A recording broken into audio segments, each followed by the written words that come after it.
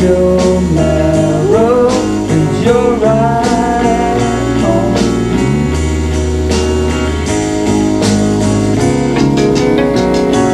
You can't avoid her. She's in the air. In between molecules of oxygen and carbon dioxide.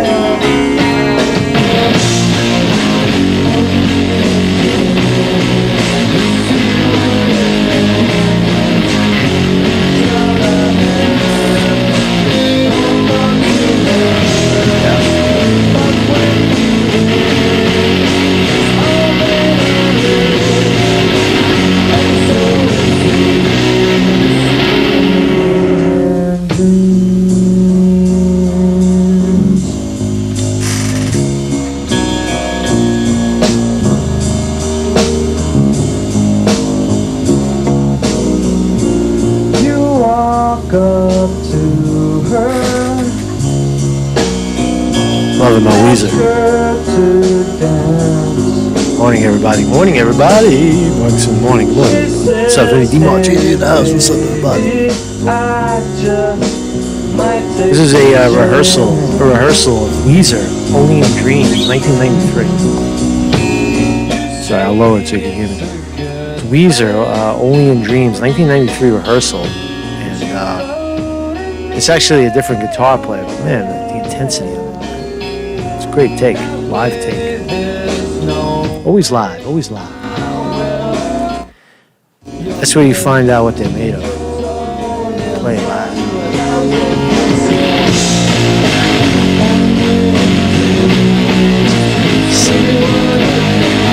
So I'm detoxing from the street people. Street people have started to get on my fucking nerves, man. God damn it. All the street, talking to all the street performers and the fucking people on the street, man. It's not that you're gonna catch the virus, you're gonna catch the insanity. That's what happens. Insanity is very contagious, right? You talk to crazy people. It's my chair is squeaky. I gotta oil this fucking chair. You hear that? Listen. I can't be having that, man. It's just, it squeaks too much, man. I gotta squeak up. I gotta de-squeak my chair. But crazy people, craziness is contagious. I'm sure you know that. I mean, it's contagious, just like any other fucking thing, right? You hang around bad people, you're bad. You start to, you know what I mean? I'm not saying that street people are bad. They're just on a different, they have a different program, different set of, they're using a different operation manual. So, everybody to them is a customer. Everybody. When you're on the street and you got your guitar out and you're there, you're working, and everyone is a customer. No one's friends. And I don't really dig that shit, man. Because if they only knew how famous I was and what I was doing for their career while I'm sitting there filming them, giving them $1, they would kiss my ass. Anyway, so let's talk about Trump. Is Trump a vaccine pusher? Operation Warp Speed. Get it fast. We want it fast. We want it now. Get us our vaccine now. The experts say a year to 18 months. Trump says we'll do it in 6 months. We'll do it by Christmas, by the end of the year. Dr. Trump and his vaccine. So while you're here, go over to marcusconte.com. This is new home base because YouTube is fucked up. Right? I mean, all these platforms are starting to get really fucked up and unstable, where you put up a video like yesterday's video, and while you're here, tip jar and kindly join via PayPal, 100% supported through you guys. This is how I do it. Right? So yesterday's video got censored. I don't know why. Maybe because of the title. That is the story. You can see, right? It's still playing for some reason on my end, but it says it's blocked. And a lot of people are telling me it's blocked, and it only got, blocked. There's my, that's what my back end looks like. It's saying, that the video is blocked, but nonetheless, it's still playing on my end on the website. If you go there, kindly hit on it and see if it plays. If it doesn't play, I'm trying to upload it to BitChute. Right? This is bullshit. Right? This is fucking bullshit censorship. Why are you censoring? What's so fucked up about this video? It's the title. Look at the title. 1984 contact tracing immunity cards traced. Mass testing, new laws to criminalize lawful activity. They don't want to hear it, man. There was nothing in that. There's nothing in the video. I'm just putting it out there, right? It's censorship, right? It's severe and it's ugly and it's ongoing. And look what we have here. Even BitChute, right? So I've been moving all the videos that get chopped. From YouTube, I move them over to BitChute, right? I'll download them and put them on BitChute. And this one got jammed, right? Here's the video that got chopped on YouTube, and I tried to upload it, and it's not even letting me do it. Right? So is BitChute in on the shit too? I think so. And everybody saying, "Oh, BitChute, yeah, anything goes on BitChute." No, it doesn't seem like it. Why is it jammed? So censorship. I was talking to somebody out in the street yesterday about this. You know, the thing about Manhattan is like you have a lot of people that are very successful in what they do. And you don't know if somebody sitting on the bench next to you, has 15 cents in his pocket or has $50 million in the bank. You just don't know. The people dress a certain way, or they could look like a guy driving around on a bicycle. And I had a conversation with a PR guy yesterday. I don't know what the point I was trying to make, but I forgot what I was trying to make. The point I was trying to make. But there's a lot of successful people in the city, and I was talking to this guy about that's what we were talking about. We're talking about censorship. I lost my train of thought. We were talking about censorship, and he was saying he was watching me interview somebody, talk to somebody, and he came over and he said, "What were you doing? Well, what are you guys doing?" And I said I was just interviewing someone for a YouTube channel, and he said, "Oh, but yeah, YouTube's good, but what about the censorship?" So he turns out to be he's a PR guy. He's one of these guys that works in PR, and he was explaining how it operates. But censorship, that's what YouTube is. It's going to be the death of it. There's no doubt about it. You're deliberately trying. You know how much time and energy goes into swerving around the stupid rules, and now BitChute's doing the same thing. It's fucking crazy, man. So anyway, good morning, everybody. Mark's Conte in the morning. Just getting started here. And we'll keep going, man. Hello, everybody in the chat. Vinny DiMartini in the house. Al Bedesta Figueroa. Johnny Sandstrip. Johnny Sandtrap was first. What big eyes is here? Tracy Bina, Annie B, Tobacco Row in the house. Tobacco Row, what's up, Jeff? Jeff in the house. George's son is here. JB, Chris Mike, Jim Gerard. Welcome, everybody. So we're going to talk about this. Again, it's not a hit piece on Trump. It's not a hit piece on Trump. We're just going to look at the facts. But before we look at those vaccination facts and what the fuck Operation Warp Speed is, it sounds like a heat-seeking missile to get a fucking virus in your ass. That's what it is. It's a heat-seeking missile up your ass with a virus. So we'll talk about it. Is Trump behind it? Yeah, I think he is. Is Trump in bed with Fauci and Fauci and the rest of these guys? Pushing vaccines? Well, he certainly is. Inescapable. He wants to get the military to help him out as well. So, but before we do that, how is the economy doing, right? Shouldn't we be opening stuff, right? I'm driving around the city. Everything looks fine. And shouldn't we? But no, we got 36 million people. 36 million people filed for unemployment within 8 weeks. And that's just the people that file. The gig people that don't know that they can get unemployment don't file, right? The gig economy that's in there, that PUE or that PUA or whatever the fuck it is. Just apply to everything that they throw out. Everything that they throw out there, apply for and try to get some of it. Try to get whatever you can, man. That's what times we're living in. The handouts, grab as much handout as you can, because that's precisely what the corporations are doing. You're proud. Are you proud? You're proud to not. Oh, I don't take government money. Then you're behind the eight ball, because that's what all of these corporations are doing, and that's why they're growing so large and stomping everybody else. So let's listen to this fake news report, see what we can find out about.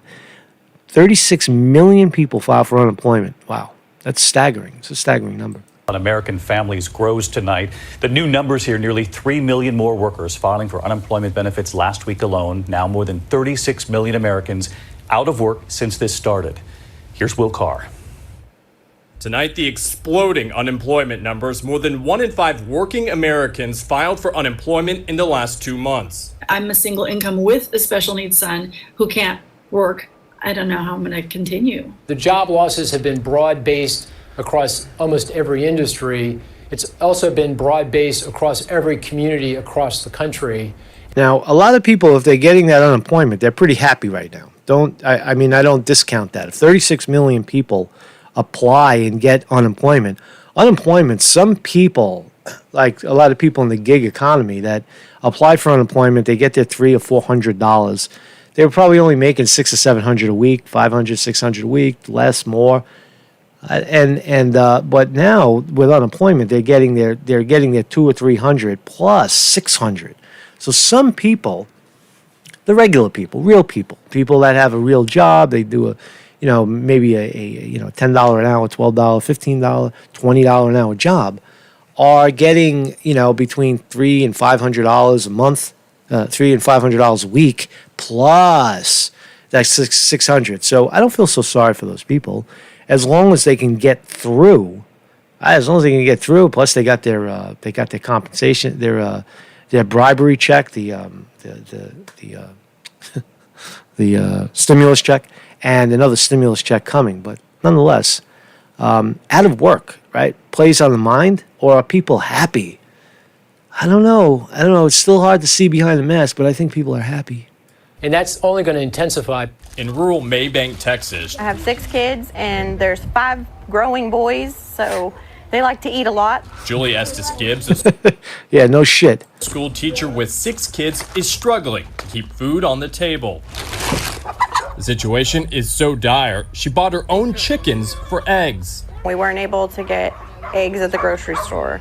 We weren't able to get more than a gallon of milk at the grocery store, and that lasts about a day.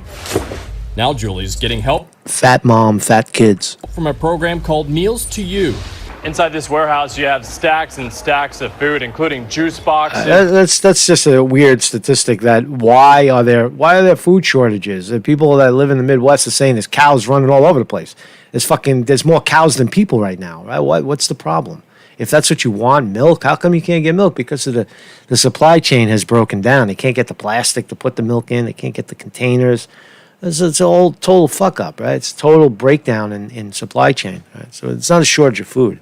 It's a shortage of it's incompetence in the system by keeping things locked down and causing unemployment and causing panic. But not everybody's suffering. Amazon may be on the prowl for more fairway grocery stores. See, now I had said all along that the corporations love this. Big corporations love it. They're getting all their handouts. They're crushing mid-sized, small and mid-sized businesses. I don't know, Fairway, a supermarket chain, for example. Amazon is buying them. Listen to this. This is so predictable. It's so predictable. You're sitting at the Monopoly table. You have nothing left, and you start selling your houses, and you start selling your pieces. You sell your hotels. You sell your house. You cash them in. You cash them in. Why? Because the billionaires got so much money. They're like, okay, I'll take it. Oh yeah. Oh, how much? $1.5 million? I got $100 billion of my own. $1.5 million. That's peanuts. And you just drove. Now you own the supermarket. Do you see what income and wealth inequality means? Do you understand how much power and leverage these top oligarchs have that you cannot compete? You can't compete. They own everything. They own and own. They own more and more. And here you go. Here's a great example. Amazon is once again on the prowl for stores owned by bankrupt grocer Fairway Market. After forking over $1.5 million for two of Fairway's grocery stores in March, the online shopping giant has been kicking the tires at other Fairway locations, including a location in Queens and Harlem, blah, blah, blah. This is all New York stuff. But nonetheless, Amazon is here. Amazon is sniffing around, but nobody knows what their intentions are or what they are doing with the stores they bought. What? Says the Post. That's bullshit. Of course you know what they're doing. They're monopolizing. They're taking advantage of grocery stores. Food. Drive the price of food. People want food. They got nothing else. Now Amazon is in your meal. Amazon is getting in front of your meal, Jeff Bezos. That's what's happening. Why is that such a surprise?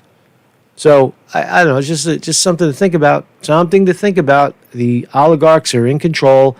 They're going to bankrupt all kinds of stores by keeping everything closed. Cuomo just announced today that New York is going to stay closed for a minimum, New York City, up until June 14 or June 13. I got the article. I'll tell you about it. Devastating stuff. Right? Keep everything closed for no medical reason, based on no science. Right? And more people are unemployed. And in that process, you're going to crush a lot of these, again, small to mid-sized businesses are going to get crushed. And now they're on sale for the oligarchs to pick and choose. What's the motive to keep everything closed? Everything goes on sale for the oligarchs.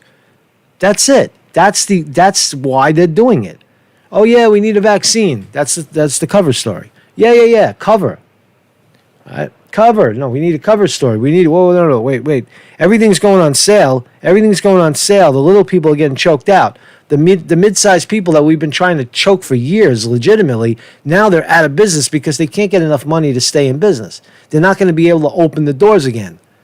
Supermarkets, restaurants, watch all the new chains. Everything's going to be Amazon. Everything's going to be Walmart. Everything. It's supposed to go in the opposite direction. But whenever these crashes happen, the oligarchs get bigger and bigger. Why? Because you have government that turns to them and provides to them and not the people. That's the fundamental problem in the country. You have a government, you have representatives that answer to these people and give Jeff Bezos and the billionaire class all of the benefits and turn away from the regular people. And meanwhile, everybody in America is arguing red versus blue, Trump versus fucking Biden, as if it all matters. They play on the same team. Until you get an honest broker in the executive branch and the House and Senate who turns to the people and answers to the people, you have nothing. You'll never get change. Never get change. No change. You want to change trade policies? Great. All the profits will go to the billionaire class. You want to trade this policy, or you want to change this or change that? Great. You're not going to capitalize on it. You want to, let's have a free internet. Yeah, great. Let's have a free YouTube, and you could put up whatever you want, and then slowly the oligarchs get in your pocket. The people that own Fox, the people that own MSNBC, CNBC, CNN, all of them, those billionaires. Now they stuff people like me. I don't see CNN getting censored. I see CNN getting promoted. I see Fox's, you know what I mean? Like the little person, you don't have recourse. You try to appeal and they don't even listen to you. They laugh at you. They're like, look at this. Who are you? You're some idiot. You don't pay us. They pay us. They're paying us for the search. They're paying. What the fuck are you? You're not paying anything. Free speech. What are you kidding me? What are you fucking kidding me? This is a business, dude. Grow up. This is a business. So when you're playing in a field like that, how do you compete? Now there are ways. I mean, 1 in a million rises up. Is that the odds? You got to be only the cream of the crop. The 1% of talent rises. No. How about a little more? A little more. Meat on the bone is what I'm trying to say. So that's oligarchy explained. But smear it, keep everything closed. Look, here's Texas. Texas sees record jump in COVID-19 deaths 2 weeks into reopening. Bullshit. shit. Texas cases, what's the numbers? I don't even care about the numbers. I know this is a bullshit article, right? How do you know deaths in 2 weeks? We know, because we've been following it daily, is that hospitals and doctors all across this great nation are being told when someone dies of something that looks like the flu to call it COVID-19. That's what they're doing. They're fudging the numbers. They're fudging the numbers. Why? Hospitals love it, because if a hospital says somebody has COVID-19, they get $38,000. If they say they're in there with the flu, they get $10. It's a big difference. COVID-19 has already been incentivized. There's an incentive to have COVID-19. Get you out of job. I heard people in jails, actual like prisoners are trying to catch. They're trying to get COVID-19. They're trying to get diagnosed with COVID-19 so they can get an early release. The whole thing has been incentivized. Is that the right word? Right, there's an incentive to do it. So here's the smearing Texas. Remember when they smeared Sweden? They smeared Sweden. They opened the doors too soon, or they never shut the doors down. They had this incredible death rate, and it turned out all to be bullshit. Texas, same thing. Here they go smearing them, right?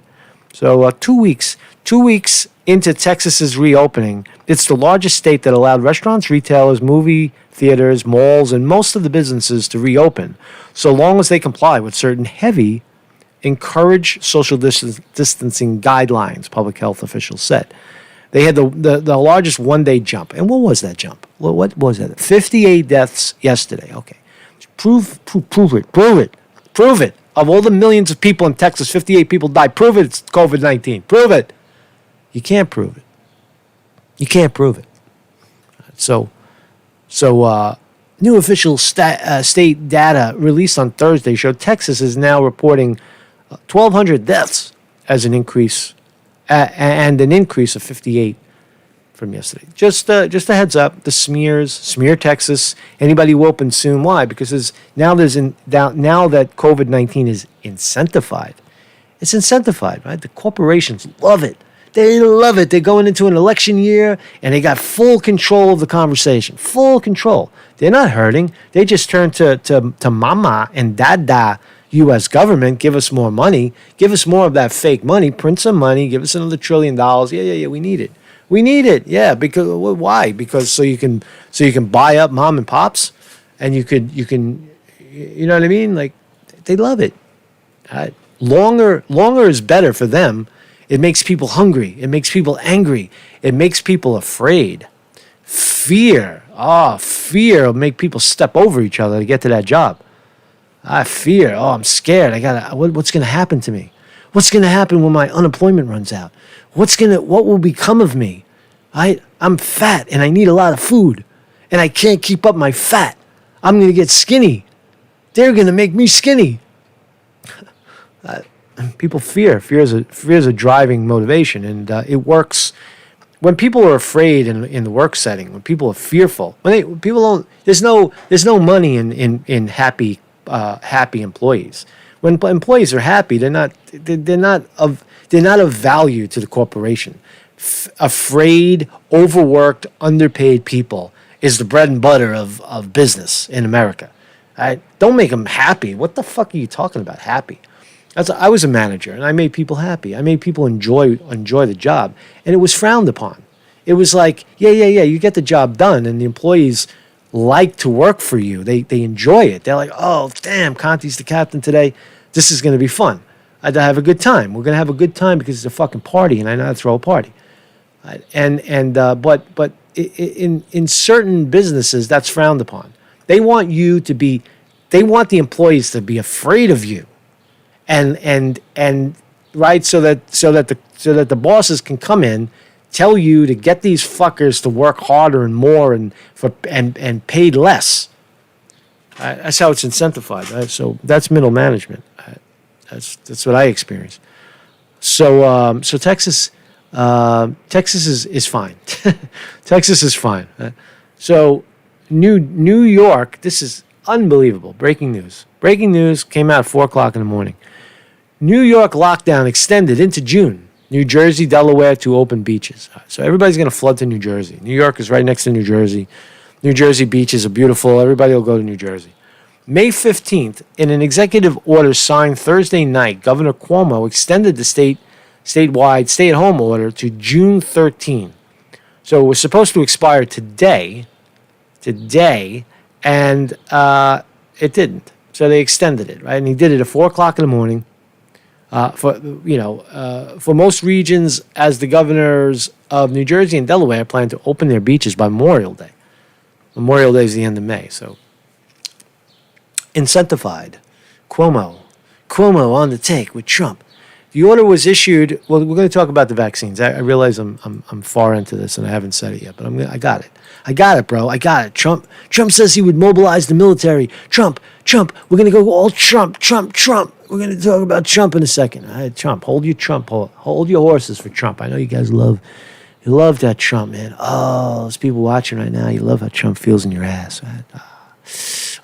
Trump, he's my man. He's my president. I love me, Trump, man. Oh, Trump. Oh, it's Trump. Trump 2020, man. Making America great again. It's gonna lock her up. Fucking Trump, dude. Oh. We're gonna get to Trump. May 15th, an executive order. So signed, sealed, delivered. We're fucked. In a tweet, he said 5 regions, including Central New York, had hit their health benchmarks. Health benchmarks. So the story in New York is New York City is going to stay closed. Saw me in yesterday. I was up in Times Square, and it was just like it feels like a funeral. It feels like there's an. It's like a. See, if you're from a small town, right? And I'm not saying that I've never been outside of the city. I've been to small places where there's not a lot of people, but you're talking about this monster of a fucking city. That the whole thing is driven on masses of people. The whole vibe is created through masses of people. That's why the buildings are so tall. That's why everything is big and the restaurants are huge and everything is there's so much and so many, and suddenly it just shuts down. And the other phenomena of silence in the city is you don't hear birds chirping. You don't hear the wind blowing. You don't hear nature. You hear nothing, like a vacuum. It's just nothing. Right? And it's just an eerie, that's what I'm trying to say. And the people that live in a place like this are walking around, and you get the sense that they're kind of they're not angry. They could be afraid. It's hard to tell what people are thinking exactly, and people take it differently. But they are peaceful. There's hoodlums out there. I said the other day that there's no crime, but there's some skeevy, sleazy motherfuckers, walking around. Be careful. Don't think that everybody's lovey-dovey. There's a lot of desperate people still walking around the streets. I was downloading something, and I put my phone on the chair, and I got this fucking, creepy dude right over my shoulder. So you got to be careful.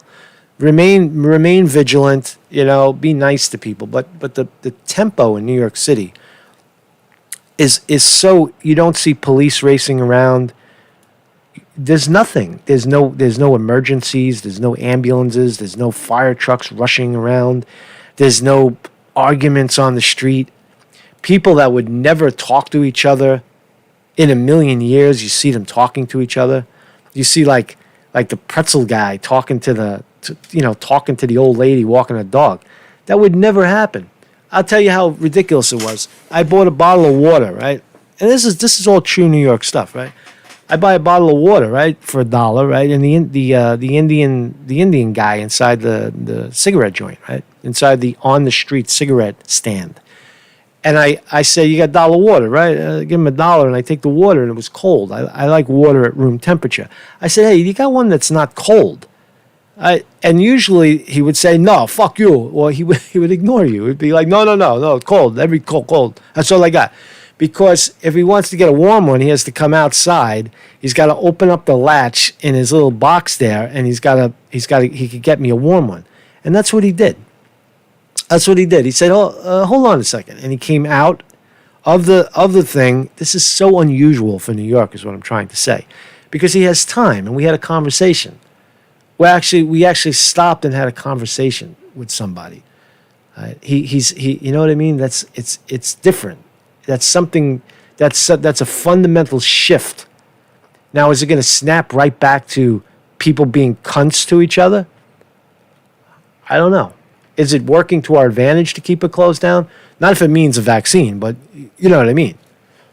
So that was just a little anecdote. I get them all day long, just walking around. Right? That's stay outside, stay out and talk to people. That's the key right now.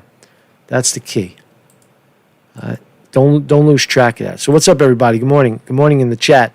Based Brooklyn is here. Judy Zimshid. Hello, Judy. Judy Z is here. Jason Walsh. I got the fish over there. The fish is. I put it down because I had to take a guitar out, but I'll put it back up. It's over here. The flying fish. The flying fish is here. Vanderloo is here. George's son, Jim Gerard. What's up? Jason Walsh. Vinny D. Martini in the house. Sterling Price is here. Enter Sterling Price. Johnny Sandtrap. Johnny Sandtrap. Amazing video that would make the hot dog guy and the old lady. The ending would be sad, lonely music as she fades into a sea of people as the city reemerges. Oh, what a fucking story, Johnny Sandtrap. Johnny Sandtrap, that's a good one, right? Right, the hot dog, the angry Arab hot dog lady falls in love with the older widow millionaire woman walking her dog, and the widow's lonely, right? Is that the story, right? And there's a violin player playing in the corner, right? He's just playing because he sees them falling in love, and the city stays empty, and they you see them talking to each other, and how interesting, and they're not in a rush to go anywhere because nothing's happening, and then the sea of humanity, the fucking tsunami comes back, and everybody's miserable again. Yeah, that's a good story, man. Thank you, man. Thank you for that. I might have to steal that shit. Man. Yeah, the Cowboys in Times Square are they're a little fucked up. I'm not going to go up there anymore, right? They're all about the money. I'll tell you that. I'll tell that story another time. I'm a little pissed off at those guys right now. But I gave them their, you know, they turn everything into their gig, right? I'm trying to interview the guy, right? Oh, you fucking busy? Oh, you working hard? All right, good. Fuck you. Go take a walk.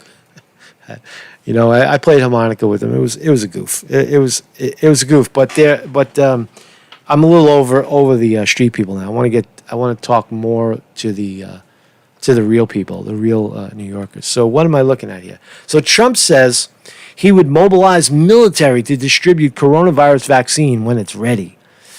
Oh, Trump, you are in bed with those fuckers, man. You're the Mr. Needle. Mr. Needle, Trump. God damn, what a sellout. What a sellout. President Trump says he would rapidly mobilize the U.S. military to distribute a coronavirus vaccine once it's ready, focusing first on nursing homes and the elderly, most vulnerable to the deadly complications from the virus. Mr. Trump made the comment during an interview with Fox Business, Maria Bartiromo. Wow. I mean, Trump flaps his lips, right? Does he mean it? Is there policy in motion to use the military to distribute a vaccine? Why do we need the military to distribute a vaccine? Doctors can't distribute vaccine. We need the military to come in. What the hell is that all about? Why even say something like that? Because maybe it's by threat. Maybe you have to take this. That's crazy. It's craziness. We're mobilizing our military and other forces, but we're mobilizing our military on the basis that we have a vaccine. You know, it's a massive job to give this vaccine. Our military is now being mobilized. All right, that's conclusive. Our military is now being mobilized, so at the end of the year, we're going to be able to give it to a lot of people very, very rapidly, the president said. It better be to people that want it and not everybody, motherfucker. We will have a tremendous force because assuming we get it, then we have to distribute it. Oh, they love it. The solution is it. It's a syringe. It's a needle. It's a low grade virus that they're gonna inject into you. Ah, that's what it is. That's the thing. That's the cover. Cover that shit. Keep everything closed, man. Keep everything closed while the billionaires just mop everybody up. We will have a tremendous force because, assuming we get it, I don't want to read that again. The president said he expects a vaccine to be available by the end of this year. A very optimistic timeline, given that many experts, including coronavirus task force member Fauci, said it will take at least 12 to 18 months. So Dr. Trump says we're going to do it in less. The virus has killed more than 84,000 Americans so far as states begin to reopen their economies. The president indicated he expects that number to continue to climb. Well, yeah, those numbers are skewed. Like every other fucking number in government, you got to say it's probably a quarter of that, or a third. It's like a third of people died from COVID-19, but that's also in lines with people dying from the flu, mostly,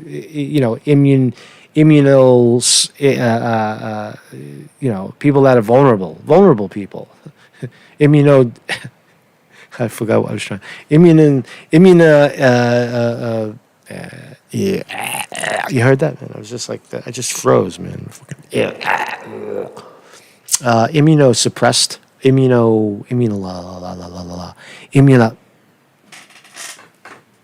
I just fried out, man.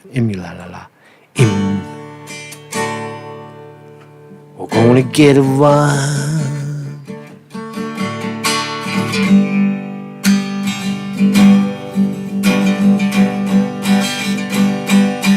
Don't give me a virus. Don't give me a vaccine. I ain't taking no shit. Sorry, man. Sorry about that, man. I just had a moment, man. I had I think it's a senior moment where I block out for a second and I don't know where I am. And then I snap back, man. The virus has killed more than 84,000 Americans so far. I dispute that number. So Trump's on board. Trump is on board. A CBS News poll released Thursday showed 43% of Americans think the president is doing a good job handling the virus, down from 48%. So Trump's approval rating is going a little down. Why does that matter? Who cares? Is he doing the right thing? In my view, no. He's fucking promoting a farce. He's promoting what the oligarchs want. Bill Gates, Amazon, right? Amazon is cleaning up. They're cleaning up right now. They're buying your grocery store, the motherfuckers. Most Americans also don't trust the president for everything. So, is it true? Trump mobilizes U.S. military to deliver coronavirus vaccine. See if we can find out something new. Reuters reporting. President Trump is mobilizing the U.S. military to distribute a novel coronavirus vaccine when one becomes available. You know it's a massive job to give this vaccine. We already read that from Trump. Anything else? He said he believes there will be a vaccine by the end of the year. Okay, we heard that already. The president has set a target of having 300 million vaccine doses. Wow, that's truckloads of fucking vaccine by the end of 2020. Trump's full of shit. He also said that by mid-April that shit would open up, right? Remember by Mother's Day, it was fucking. He's already blown his load 3 or 4 times already. Trump. No such vaccine for this pathogen has been approved, though a number are under development. They already have it. There's no doubt about it. They have the fucker. Right? And Trump's gonna make sure Operation right now. Give me the shit right now. Operation Warp Speed. Yeah, they got it. They already have it. Now it's a matter of rolling it out, right? And then guinea pigging people. Right? I want to see Trump take it. Why don't we shoot it in the White House? Well, let's go live from the White House. Trump gets his vaccination. Let's see. Let's watch him. Let's watch him fucking roll up his sleeve and take his vaccine. How about that? Trump's timetable conflicts with that given by the nation's top infectious disease experts. They just want to prove that they want to. They're just trying to bash Trump. Trump's he's the willful idiot in this. He's the useful idiot in this case. No doubt about it. Trump names leaders of Operation Warp Speed vaccine effort. Leaders. Who are they? Let's find out who the leaders are. Did we vote for them? Did you vote for the leader of the epidemic? I didn't vote for any fucking epidemic. Nobody asked me. Nobody asked me who the leader of the thing should be. So how did they pick a leader? Let's find out. President Trump has chosen a former pharmaceutical executive and a 4-star general. Oh, a pharmaceutical executive. And what do pharmaceutical executives do? They sell drugs. They're drug dealers. They push drugs on the doctors. They say, oh, yeah, this is good, take some of that. They make a lot of money. Drug pushers. And a general, war. A wartime. So, see, that makes sense, right? He's gonna mobilize the military. He can ask the 4-star general, how will that work? How will that work, sir? Munsef Slayayo. That's his name. That's his name right there. Munsef Slayayo. Please come to the information counter. Your lights are on. Munsef. So that's Munsef, right? He's going to tell us President Trump has chosen Munsef, a former pharmaceutical executive and 4-star general, to run Operation Warp Speed, an effort to speed up development of a vaccine for COVID-19 and get it to as many Americans as quickly as possible. Now, fast, quick. I think we're going to have a vaccine by the end of the year. I think distribution will take place almost simultaneously because we're gearing up the military. On and on and on. Right? So there's nothing. I just keep reading different articles because maybe we can grab a couple extra facts, but that's really it. So Operation Warp Speed is trying to turn a 12 to 18 month time frame, which is normal for vaccine, and they're trying to chop it down to looks like about 7 or 8 months. And will they do it? I think they will because they want to do it. Right? Is it again? This in a year from now, is it going to be a joke? Is it going to be like are people going to be so happy, right? Or they're so enjoying their free time and their distance from each other? Or see, I have a mixed opinion. I think that I think people that and I'll take a risk here. I'm going to take a risk. Right? People that I'm no doctor, but I know people. I was a professional fortune teller. My credentials, and this is what I do. I give my opinion, right? I don't interview people, man. I'm no fucking interviewer. I go out on the street and have fun and I talk to people. That's not what I do, man. I don't like talking to important people either. I like talking to regular people. I think important people are full of shit most of the time, and they tend to be full of themselves. I want to hear what regular people have to say, but I have this belief that people. Now listen to this. This is working theory. This is not conspiracy theory, but this is working theory that people who were very sick before this happened, whether they were involved with drug addiction or alcoholism or situations in their life, stress, they were miserable, they were on antidepressants. That class of people, in my estimation, is actually going to benefit from this, is going to, their incidences of abuse and psychological trauma is going to lessen. It's going to come down. So those people that naturally abuse substances and such, their abuse rate, in my view, is going to come down because the thing that was causing all their grief was the rat race, was the extreme anxiety in society that causes sensitive people to feel hopeless. Now, on the other hand, the people that are going to abuse more and lose their fucking minds and fall into the trap of overconsumption, overeating, over drinking, over drugging. Those people, right? Those people, the people that never experienced the abuse, are now you're going to see a spike in their abuse. Why? Because they don't know how to be. They don't know how to live without that 12-hour a day tension. They feed on it. Something in their mind, something in their behavior acclimated to that. They became very comfortable being miserable. Misery was actually fun. Misery was, well, that's the meaning of life, right? That's what it is. This is what you do. You work. You become a doctor, and you work. You become an investment banker, and you got a cubicle in Goldman Sachs, and you rip people off, and everything is good. Right? You got $1 million condo, and you got a $10 million boat, and all this shit, right? And those people, when you pull the plug on their stimulation, their social, their corporate social structure that they're comfortable with, are falling apart. I mean, I just read an article about. I said it before about the what's her name, Roseanne.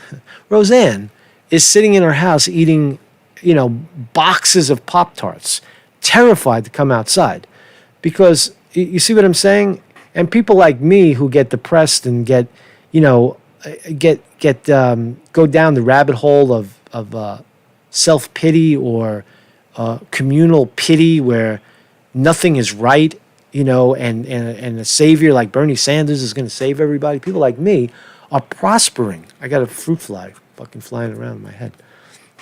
Are prospering, right? I've never had it so good. I've never, not financially, no. People are being more generous, and I thank you for that. But the fact is that I feel inspired by by the change. Can you dig it? You dig what I'm saying? So the people that were miserable and hurting and abusing themselves, those people are going to have a shift in consciousness in a positive direction.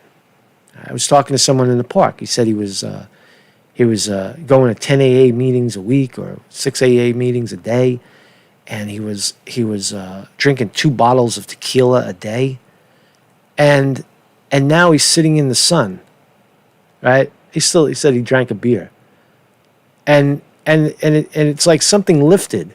Now I'm not saying that coronavirus is a cure for alcoholism. I'm saying that in that one case there was a cosmic shift, a psychic change in that individual, and he clearly was not drunk.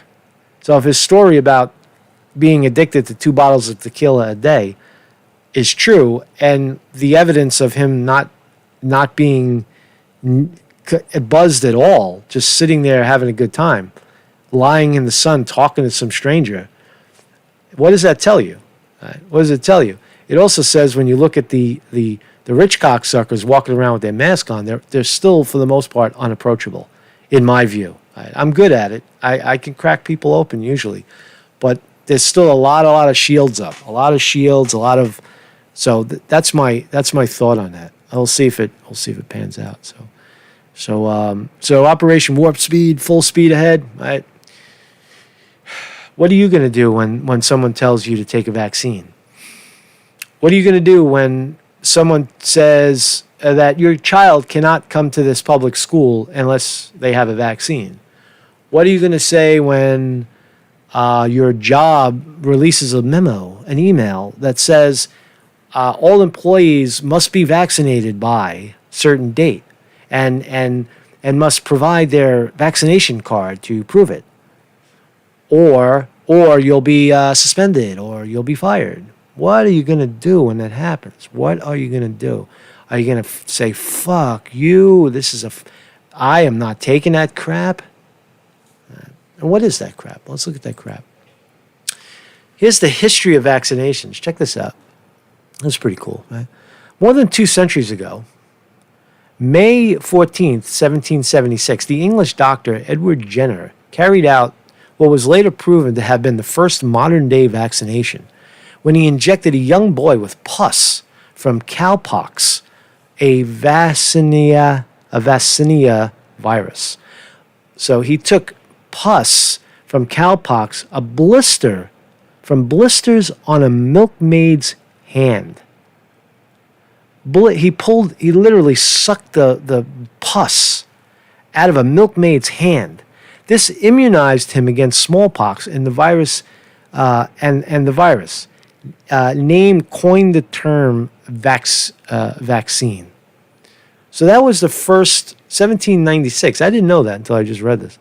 That an English doctor sucked the pus out of some lady's hand and injected it into somebody else, and there went the vaccine. And that's exactly what it is. Right? But now it's not just natural. It's not like that at all. It's not natural. It's genetically altered stuff. They take that pus, and then they go into the laboratory and they start fucking with it, cutting it, DNA, clipping it, and engineering it to do something else. That's the essence of a bioweapon, if you know the vaccine. So anyway, Jenner was the first doctor to introduce the scientifically study smallpox vaccines. But the concept of giving yourself a mild form of the disease to immunize against a harsh form existed as early as 16th century China. Now, that supports the idea of a herd community, herd immunization, where if you stay out in the public and you stop washing your hands every 30 seconds and you mingle amongst the viruses, you have a very low chance of catching it. Sometimes when you feel a little flush, right? Sometimes when you're out in the public and you come home, you feel a little flush, you feel a little fevery, something's unusual. That's the flu. That's a mild form of that's your body. It doesn't mean you're going to be sick. It just means your body's working to combat something. But only people that are very in tune to their body. If you exercise and you eat right, you're in tune with your body, and you feel, it's like, oh, I feel something a little different today. I feel a little flu. I feel a little fevery, but I don't feel sick. Well, you probably encountered some sort of virus or flu. You're interacting with your environment, right? That's normal. That's fucking normal. It's goddamn normal. Right? And so that's why inject. Why do I got to go suck the pus out of someone's pimple and stick it in my arm when I can create my own natural immunity to the world around me? Right? Until some psychopaths get in a laboratory and makes one that kills me. Right? And no social distancing is going to stop that. No lockdown's going to stop that. Right? You got to kill the psychopaths. You got to unseed the psychopaths who are manufacturing these terrorist level viruses and releasing them. Right? When are they going to unleash the next one? Right? I believe it is predictable right now. I know it's not fair to say that, and it's socially unacceptable, and you can get kicked off of this and that and the other thing for saying such a thing. But the point is that the evidence now supports. The evidence is starting to support the idea that viruses are something that everybody wants and needs, and that they are in fact manufactured in laboratories, and they could be harnessed. They could be weaponized, inescapable at this point. So that's the history of the vaccine. What else can we learn about vaccines? So 1796, that was the first guy. Then the 16th century, first mention of preventive inoculations in China with smallpox. Louis Pasteur in 1885 got a virus for rabies. 1892, first virus discovered. Okay. 1944, first vaccine against the flu. Oh, wow. So 1944 was the first flu vaccine. That's pretty fascinating. 1986, first genetically engineered vaccine for hepatitis B. Wow. So 16th century, first mention of preventative. I read that already. 1876, I read that one already. 1920, so tuberculosis, tetanus, diphtheria, whooping cough vaccine, 1920 to 1926. First combination vaccines, 1950, 1960. So vaccines, right? Vaccines. I don't know how many vaccines I've had in my life.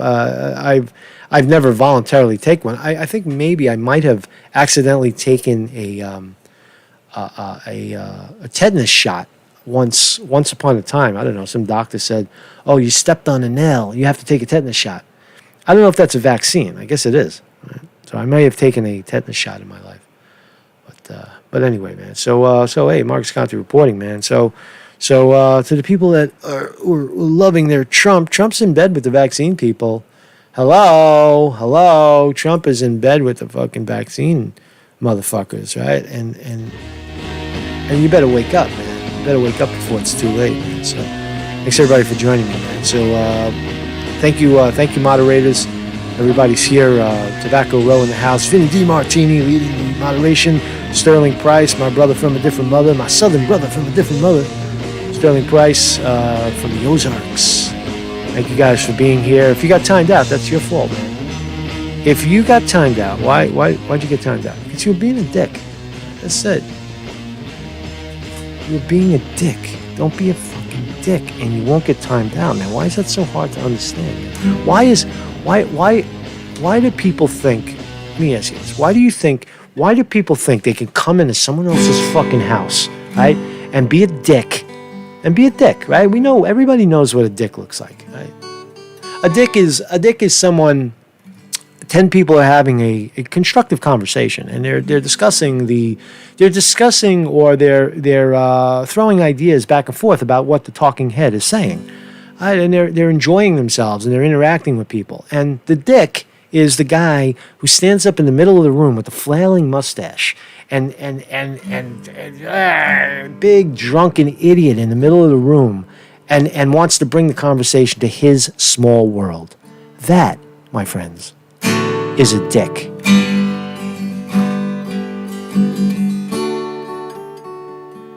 I know we do have a good crowd. Pat Hacker mentions this is a very civil crowd, but people do get timed out and they get pissed off, and that's fine. It's better than the old days of calling me every name in the book that I've already heard before. What good is that, man? That's not going to change anything that I say, right? Or coming in insulting the moderators, right? Friggin' dicks. Yeah. I'm drawn between playing guitar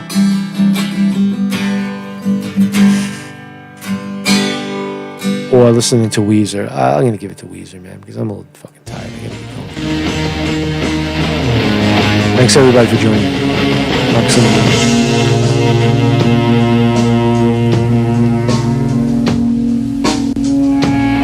Morning. No Time to Hate, Willie Dig. I love it. Got no time to hate.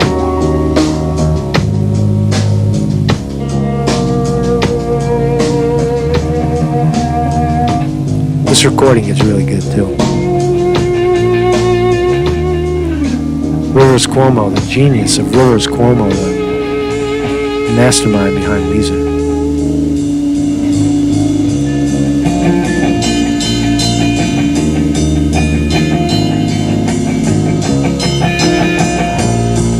Yeah, feeling it.